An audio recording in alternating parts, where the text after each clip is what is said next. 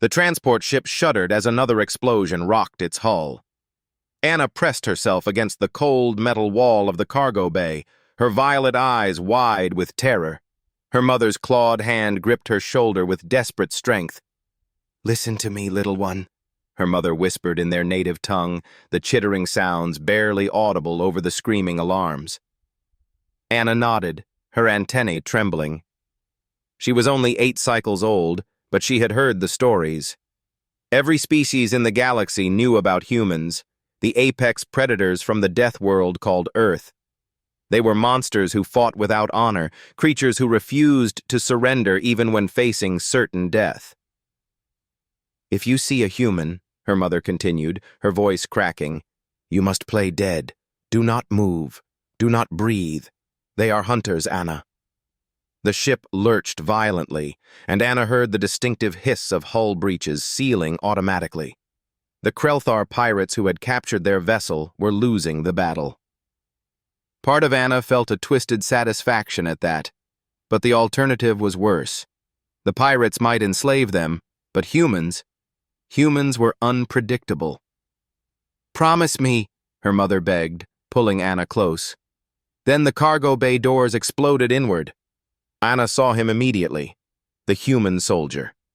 He was enormous, easily twice her mother's height, encased in black armor that made him look like a nightmare given form. His face was hidden behind a reflective visor, but Anna could feel his gaze sweeping across the bay, cataloging every cowering refugee. Her mother shoved her down hard, and Anna collapsed in a heap, forcing herself to go completely limp. Through barely open eyes, she watched as the human moved with terrifying grace, his weapon, some kind of projectile launcher, sweeping the room for threats. "Cargo Bay 3, clear of hostiles," the human's voice rumbled through a speaker. "Multiple refugees present."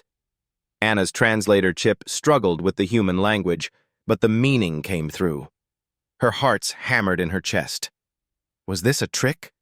Humans were supposed to be savage, brutal, interested only in conquest and destruction. The human, his armor displayed the name Alexander in bold letters, approached her mother, who had frozen in place, her body language screaming submission. Alexander asked, his voice surprisingly gentle despite the mechanical distortion. Her mother couldn't speak the human language.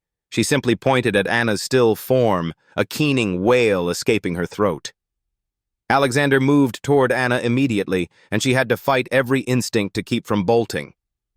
This was it. The monster would devour her, or worse. She forced herself to remain absolutely motionless, remembering her mother's words. "Play dead. They chase what runs." She felt the human kneel beside her. Through her barely open eyes, she could see him reaching out with one massive gauntleted hand. This was the end. But the touch, when it came, was impossibly gentle. "Kid's alive," Alexander said into his comm. "Pulse is rapid but steady." His helmet turned toward her mother. "Your daughter is going to be okay." Anna's mind reeled. The human wasn't attacking. He was helping? Alexander carefully lifted her into his arms, and Anna had to suppress a whimper.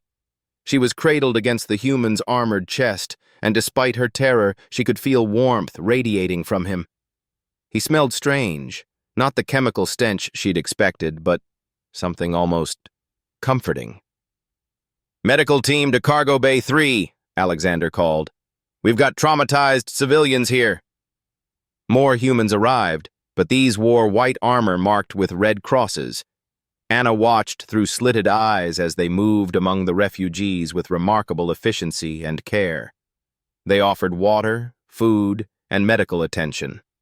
One of them approached her mother with a translation device. "We're from the Terran Aid Corps," the medic explained. "Your ship was attacked by Krelthar pirates. We've neutralized the threat."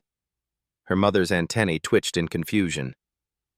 "But you're human," the medic asked gently. "We're here to help." Alexander still held Anna, seemingly unwilling to put her down until proper medical attention arrived. His armored fingers stroked her back in a soothing rhythm, and despite herself, Anna felt her terror beginning to fade.